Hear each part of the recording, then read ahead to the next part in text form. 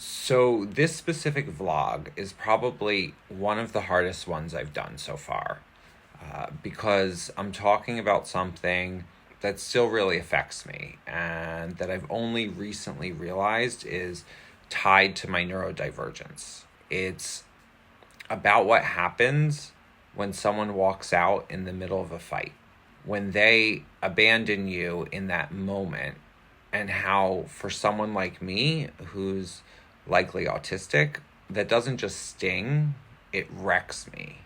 I used to think I was just being too sensitive or too intense, but I want to explain where that reaction really comes from. And I'm going to do that through a story. When I was in high school, I would get into fights with my family, especially around rules that felt really sudden or didn't make any sense. Like, they'd make a plan and then out of nowhere it would change. One weekend, they decided we were going away, and I said I didn't want to go. I don't want to get into the details of why, but let's just say it had to do with expectations that didn't feel very aligned for me. And when I said no, I got kicked out of the car. I was already in the car on the way to school, and suddenly I wasn't allowed to go.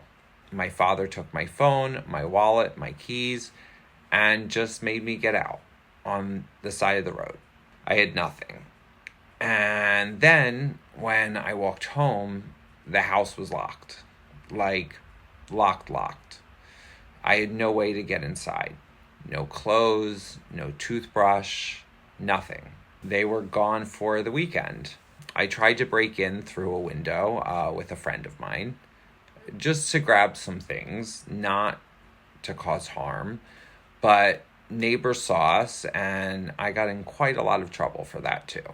So I ended up staying with someone from school, someone I didn't really feel that safe with. That was actually the first time I was ever around hard drugs because that was the environment. I didn't do anything, but I remember feeling completely unanchored. Like the world was spinning and I had no place to land. At the time, I didn't have the words for what I was going through. I thought maybe I was just dramatic, or maybe I really was rotten, like my sister had told me after she helped my parents take my car from the mall where I was at work. That happened too, by the way. They took the car I was using without telling me, just gone, as a punishment for defying their rules. But now, as an adult, I can look back and see that I wasn't acting out. I was melting down. I was overwhelmed and probably having what I now understand were autistic meltdowns because my brain couldn't handle the sudden change, the inconsistency, the emotional chaos. For someone who's neurodivergent, the fear of abandonment isn't just emotional, it's existential. When someone leaves in a fight, when they just walk out, it doesn't feel like I need a break. It feels like I'm losing them forever. It brings me right back to those moments where I was left with nothing. No phone, no keys, no safety. It's not just a trigger, it's a time machine. I go right back to being 17, standing on the side of the road, not understanding what I did wrong, and being told I deserved it. This is why, even now, I ask people I love, please don't leave in the middle of a fight. Even if you're angry, even if you need space, just tell me that you're coming back, that this isn't forever, that I'm not being left behind, because my nervous system doesn't know the difference. My body feels like I've been abandoned all over again. And the worst part is I carry shame for even needing that reassurance, because for most of my life, I've been told that I'm too much, too emotional, too reactive, but I'm not. I was just never given safety.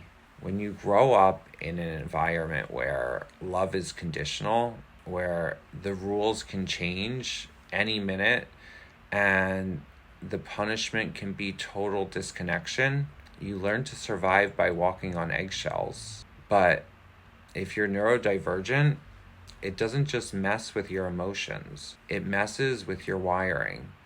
It teaches your brain that connection isn't safe, and yet you still crave it more than anything. So now, in adulthood, I notice it in every relationship. A raised voice, a slammed door, someone not replying for a while, and suddenly my whole body goes into fight or flight mode. I'm learning to name it, to say, hey, this is hard for me, to explain that when someone walks out in the middle of a fight, it doesn't give me clarity, it gives me panic. And I'm learning to surround myself with people who can hold space for just that, who can say, I need a break, but I'm coming back. Those words, they're magic. They change everything. If this is something you can relate to, if abandonment hits you harder than it should, you're not broken. You're not dramatic. You might just be wired differently. And that's okay. You deserve consistency. You deserve connection, and connection that doesn't feel like punishment. You deserve to be held, not left when things get hard.